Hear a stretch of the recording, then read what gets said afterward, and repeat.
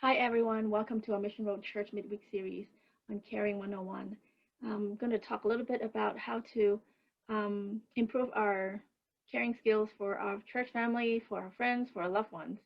And some of these things that I'm talking or saying, it could be something that's familiar, very familiar to you. And I'm open to learn more from you, from your experience, how you have been caring and what works for you. And so if you do that, please, if you have those experiences or you would like to share, please feel free to comment under the video and so that we can learn from each other. So let's begin. So we can talk a little bit about loss and grief and how there are things that affects um, us when we face grief and loss. And so I'm going to talk about a few things that as a background so that we can be more familiarized with what's going on with one person or person's mind when they're going through crisis. The very first thing that a lot of times people will talk about is the stages of grief. Again, these I've talked to many people that stages are actually not very good way of describing grief. It's more like the fluid phases of emotions that one would go through when they're suffering or facing loss or grief.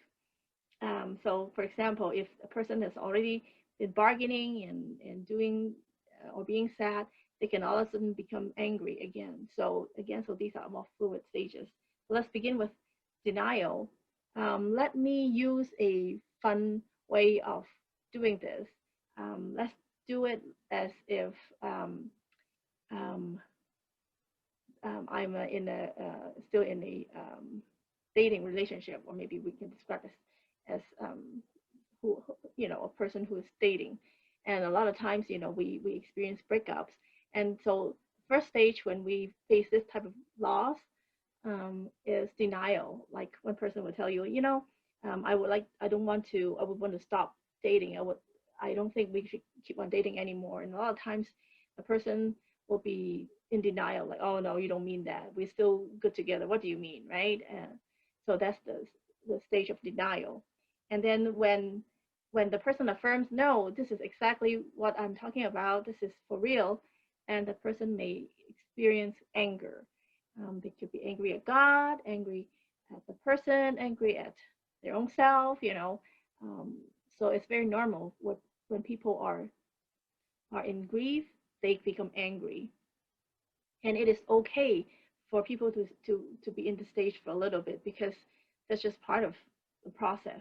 And a lot of times we would like to maybe decrease the intensity and tell people, well, it's not that upsetting, get over it, or I'm scared, you're getting so angry, calm down, it's okay. Those are actually not very helpful things to do when somebody is angry. Just let them be and give them some space. They needed that time to feel better. So just be with them. And another stage is bargaining. Um, this one is also very real. I remember many times patients will say, I've been praying to God, and I promise God, if God heals me or my son or my family member, I will make sure that I devote my whole life to God. And sometimes it works, a lot of times doesn't work. And so this is a stage where people find unanswered prayers, and they can be discouraging. So we have to sometimes intervene with by saying, yeah, we pray for the best, but we're still in a world of sin, and sometimes it's nothing wrong with you. It's not because you don't have enough faith, or it's because God doesn't want to hear your prayer. We just have to be encouraging in that way. And then after that, they could be sad. They could be in depression.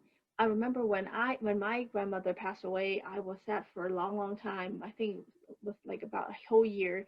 Looking back, that I was doing everything minimal to survive. My laundry was piling up, and I just have enough energy to take care of um, my kids, and I was in school at that time, so I need to concentrate on schoolwork. But other than that, I didn't have much energy to do anything else. I remember I did not decorate for that Christmas. I just didn't feel like it. I didn't want to do anything. I didn't have that energy.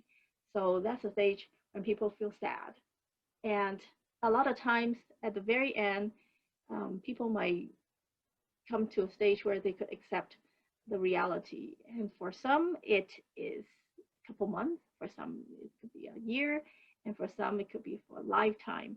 And if it's more complicated, or if the grief comes with guilt, um, that might take a long, long time. And also, different occasions, different holidays, different anniversaries will trigger the person's sadness. And so the whole thing will go all over again.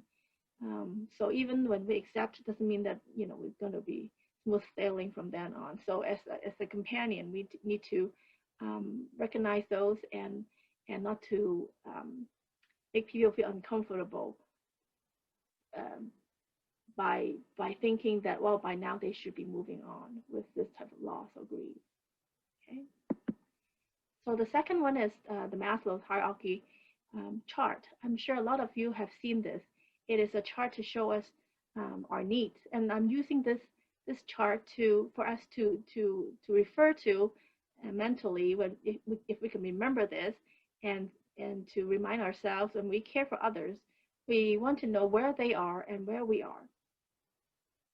The basic need from this chart is just food, sleep, shelter, very basic.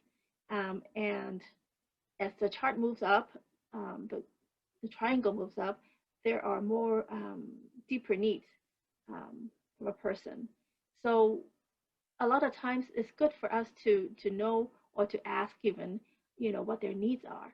Some people may not be able to tell you if they're in deep distress, but a lot of times people would say, oh yeah, some food would be nice. Oh, if somebody can come and do my laundry, it would be nice.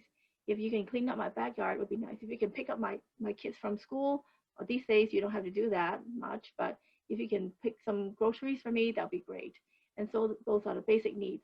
And sometimes they may feel like, oh, I need someone to talk to. I need someone to come and help me with certain things.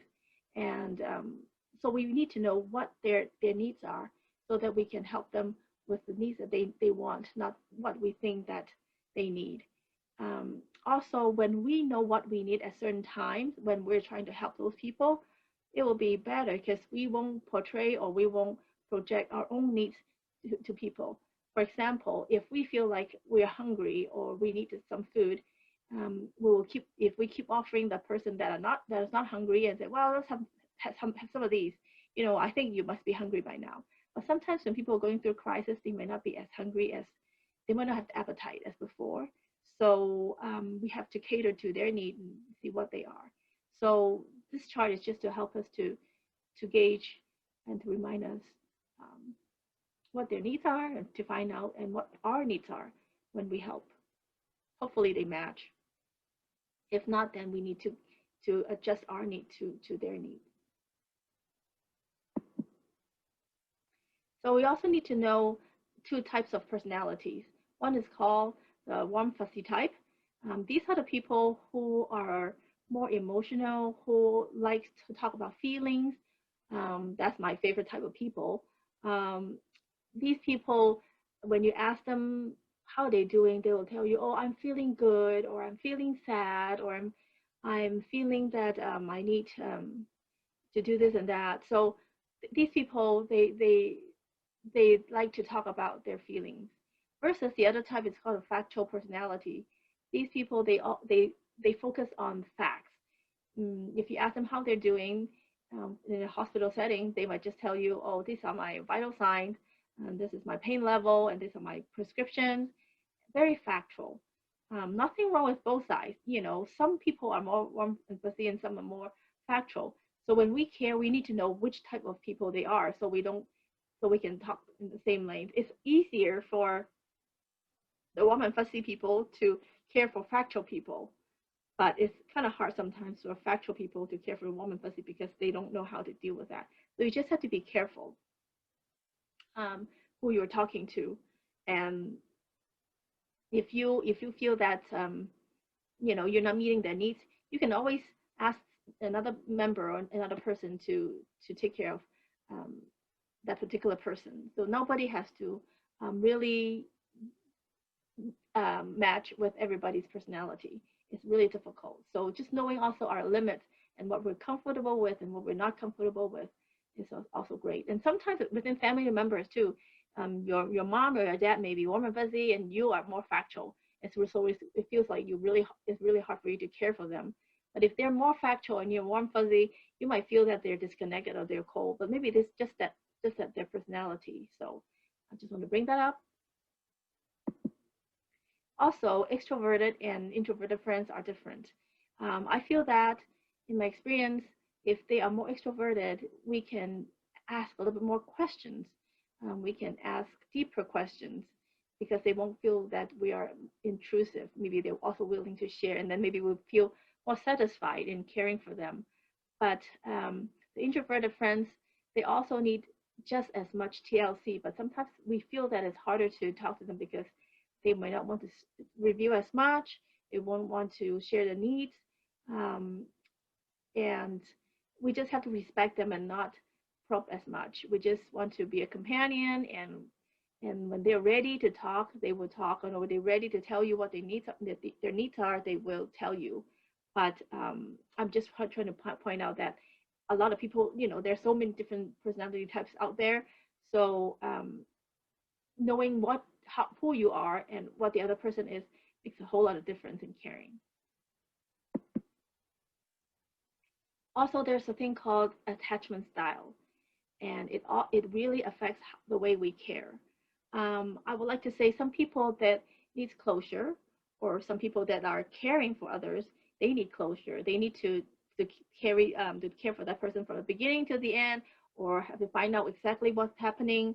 They need some closures, but not everybody needs that. So we have to be careful who we are and then what people that we're caring for are too.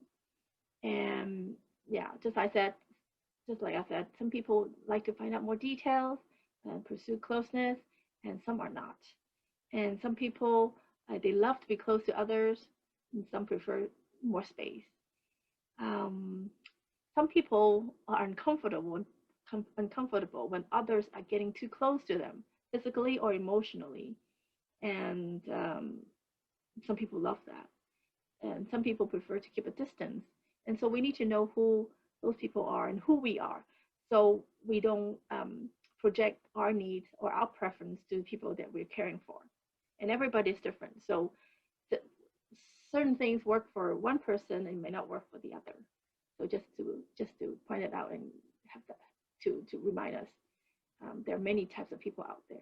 And so sometimes if we don't connect with people, um, you don't feel that you're connecting with that person deeply. And it's okay. It just could be that your communication style or your personality, your attachment style is different.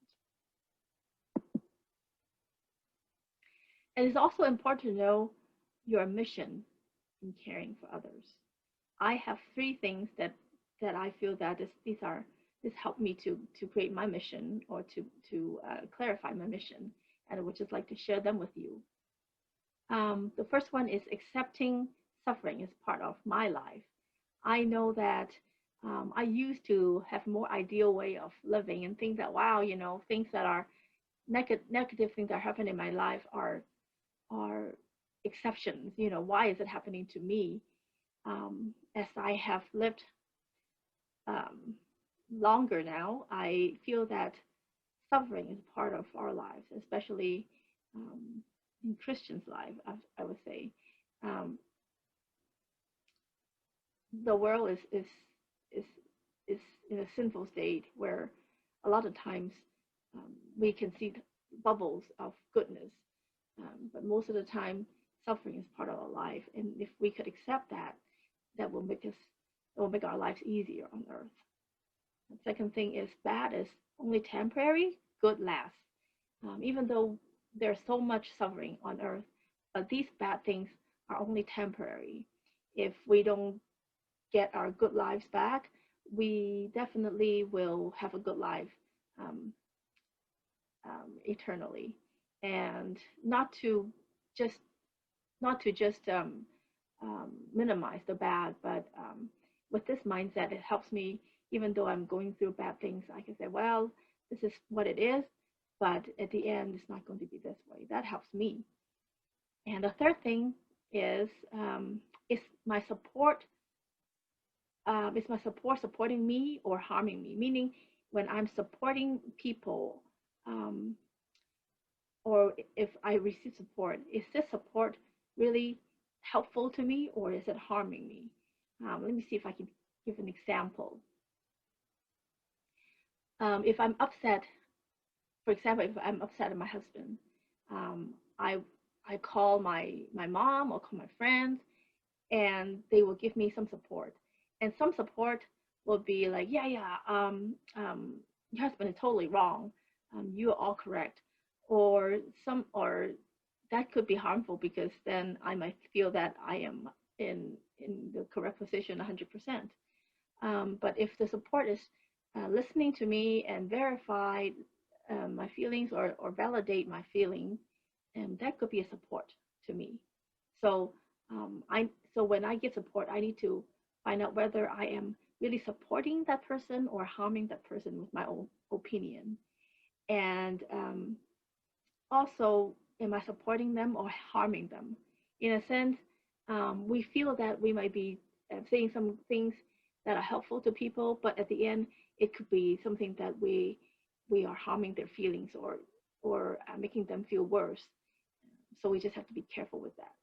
So if you want to, you can pause and think about what is your mission and what is motivating your mission in caring for others.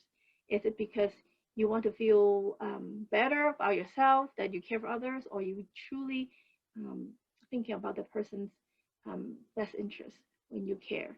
It makes a huge difference in caring for others. And I know that most of our church members are caring in a very genuine way. And so what I'm trying to say is just there's some occasions that we might need to remind ourselves that we are not as efficient. But I would say 85% of the time we are doing beautifully in caring for our church family members. So I have a question that I would like to ask. Is being positive equals to offering support? A lot of times we feel that we're supporting others by offering our positive attitude. Um, to me, they might not really be the same thing. A lot of times, offering support could be just sitting there with the person or doing something for them with them, um, going through some mundane um, chores or whatever together. I remember one time I was pretty upset about something. I went to my friend's house. Um, she she would be talking to me, but she'll be folding her laundry, and I said, well, I'll join you. So I was folding her laundry, and that makes me feel better. She didn't talk much. She just like, yeah, and then treated it as something very common or normal. That's a good way of supporting people. Sometimes offering positive comments like, oh, um, you'll be fine. That may not be actually a support. That could be something that it put pressure on the person because you're invalidating someone's feelings. So there's quite a few pitfalls that we can fall into um, when we care. So I'm just going to go through them quickly. We mean well, wanting to bear each other's burden. We feel that this is a Christian's way of caring is to bear each other's burden.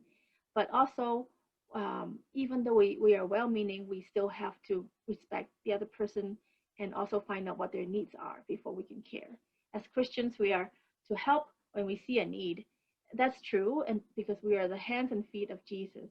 Even though that is true, we still want to do things that makes those people that are good for helpful to others, not causing them stress or harm. Um, Sometimes being hands and feet doesn't mean that we have to do something for them. Sometimes being the hands and feet, we can also be just um, asking them whether how we can pray for them, how we can what they need from us, or sometimes they need space. We can give them some space, and that's just some of my um, humble opinion. A lot of times, we like to help people feel better, and sometimes in a situation, feeling better may not be the goal for caring. Um, Feeling better may be sharing tears together, sharing stories together, looking back together, reflecting together, um, walking together, playing some sports together, get distracted together. But there's many ways of making people feel better, and a lot of times it goes beyond words. So the next one is kind of interesting. Um, a lot of times I notice when me or a church member going through procedures, or for example, when I was going through my pregnancies, um, people would come and share their own stories or other story with me that I didn't find helpful. And of course, I didn't want to hurt people's feeling and say, you're adding worries or you are making me feel scared. For example, I've heard stories. Once people know that I was pregnant 19, 20 years ago, they would share with me, oh, when I was pregnant, I vomited or I flew up all the time, and I was really sick. Or, oh, be careful, sometimes that anesthetic may not work really well. Or, oh, I got a tear really badly. Or, well, I didn't get to sleep, and I was feeling very anxious. Any kind of horror story um, didn't help me. They just added to my worry. So I feel that sometimes it's not helpful if people are going into surgeries or whatever type of procedures. It's better not to share our own or other story, because by sharing them, we sometimes feel like we want to make sure they are aware. We can we can hold those thoughts and help them when they have those kind of situations. And if not, we can just um, keep the horror stories to ourselves until it's needed. That would be more helpful. Otherwise, it'll add to the worries. They might not tell you that they are worried or that, oh yeah, thank you, but when they go home, trust me, most of the time they will be worrying about what you say. Be encouraging versus supportive. Again, being supportive doesn't mean that we have to be encouraging. Being supportive can be just doing things with them together. Being encouraging is good, but there's a time and a place for for being encouraging. I think there's sometimes that is not necessary. So another one is be positive for others versus validating others' feelings. As I said before, um, sometimes when people are sharing a complaint or a worry or something with you, and if you want to turn into positive, it might make them feel like their feelings are not validated. Let's say if a person says, "Oh, I need help. I'm not feeling well with my emotions or whatever." You're like, "Oh, you okay? Be positive. I'm praying for you." Then that person might feel that, oh, but this is what I feel I needed, and they don't get validated. And in turn, it will add stress to their lives, actually. Okay, some more. Sometimes we're anxious about saying the right thing. Um, it is okay, because if you are anxious, that the other person could be anxious as well. So not saying the right thing is okay. We don't always have to say the right thing. Sometimes not saying anything, just giving a hug. Nowadays, we can't even hug each other. You know how I long to hug some of my friends back in church. But yeah, giving a hug, texting over a sentence or two, saying, "Well, I'm thinking about you," is sometimes it helps a lot already. And we sometimes say weird things in the name of wanting the best for others. We just have to examine whether those best things are from ourselves, making us feel better, or is really making others feel better. So that we have to be careful with that. A lot of us are not comfortable with negative situations. Um, therefore we say things or try to help the situation.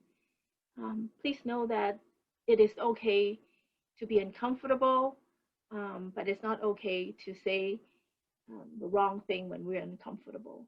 Um, so just make sure that when we're uncomfortable, we don't say anything until something positive is coming out from our lips.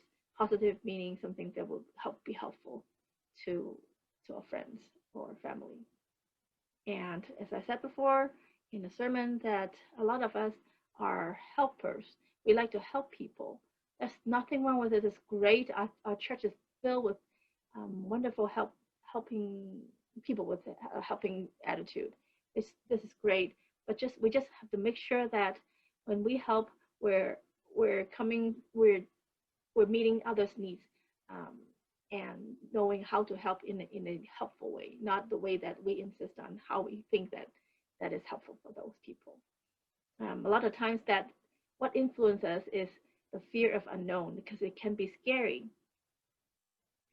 The unknown of an outcome of a diagnosis or outcome of the disease, or sometimes the unknown of, like right now, we don't even know how it's going to be in 1 month, in 1 week, and it can be very scary. Those can contribute to us being oblivious of how we are feeling before helping others. And sometimes we compensate our own longing and fear when we help others.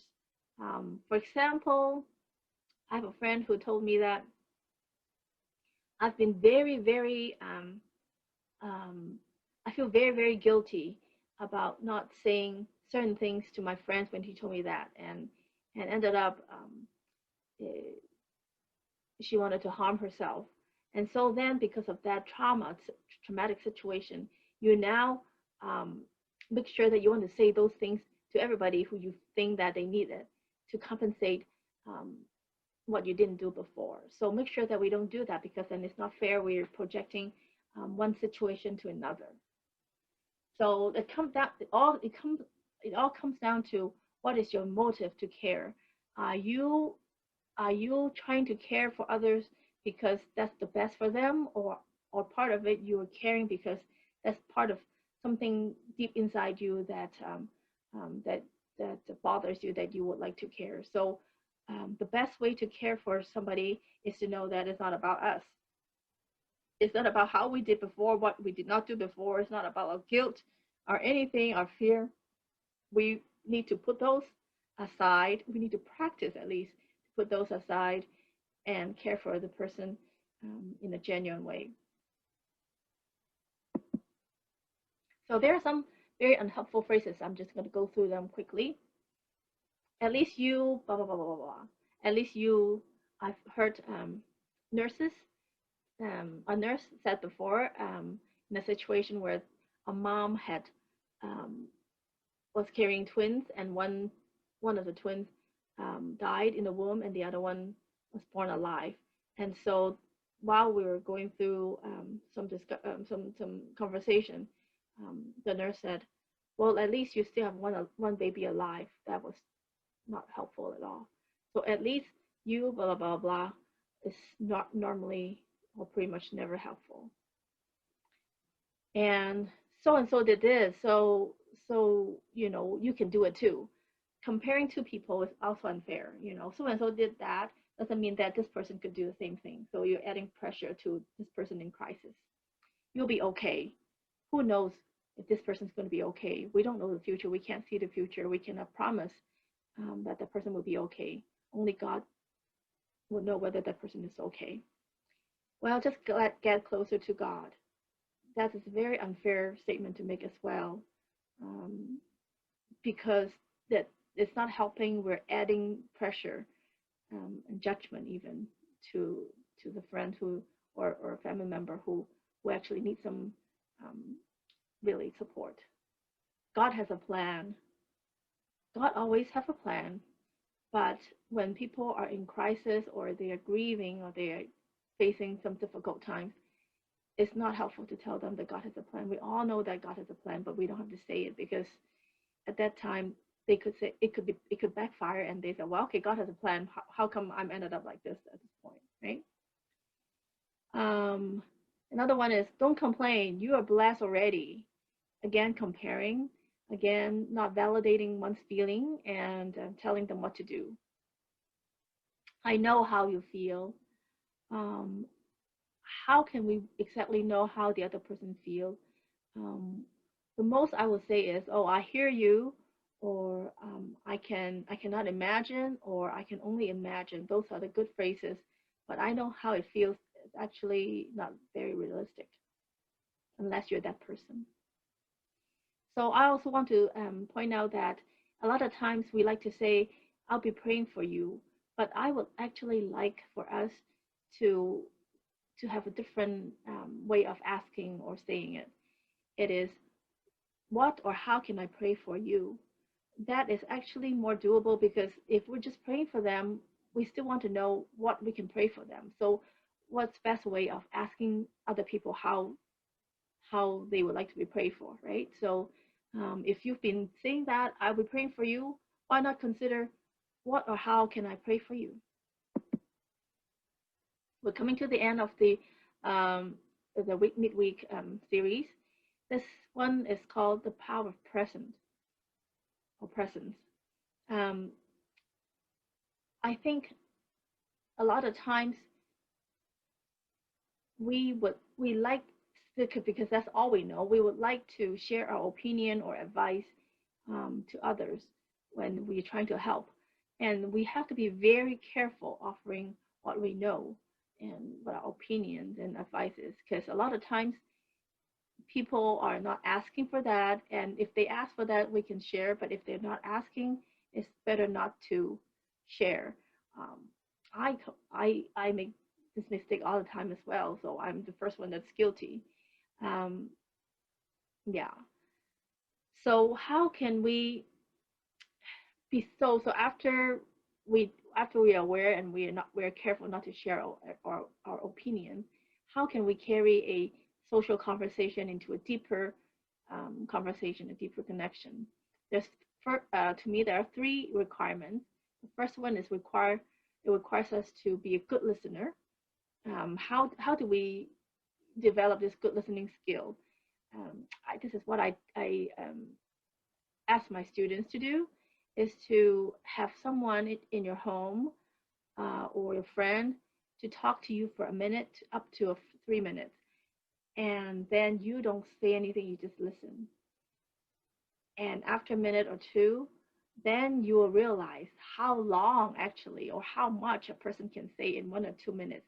And giving that person 1 or 2 minutes to say everything is not actually a long, it doesn't sound a long time, but it's actually a long time that people can share a lot with you. So good listening skills starts with listening to someone without interrupting for a minute or two. And if you can practice that, um, then it's really easy that you get some good listening skills. Second thing is build trust, meaning be aware whether the other person can trust you. How do we do that? We we build trust by not offering our own opinion. What say We don't say things that is not helpful, and a lot of times we don't repeat what people tells us unless they are okay with it. Um, and also follow up and care for them and support them the way that they need. I think those are the ways that we can build trust. And also with non-judgmental attitude. A lot of times, if people share with us some things, and if we feel that those are not the right thing to do, we still have to put our own judgment aside, um, and listen to that person if we truly want to help, you know, that person. Um, because judgment will only um, break the trust and have them not continue to um,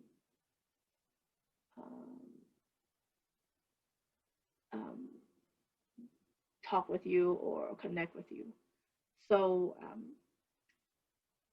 for us to get into a deeper relationship or deeper conversation, first of all, we have to have those things. And a lot of times, it is okay to begin a conversation with just talking about the weather, about the kids, and you can ask a couple questions that could lead to a deeper conversation if the time is right. For example, you can say, "Oh, so what are you thinking these days?" Or I find that this situation of yours might be challenging. Would you like to share a little bit?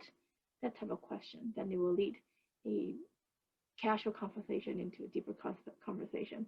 And there's time for everything too. We need to pick a time that is not like in public or that is um, we just have to pick a time that is convenient and a good time to talk deeper because it's hard. It's not nice to talk deeper and then also it's cut off due to whatever reason. So the time and the place is also very important.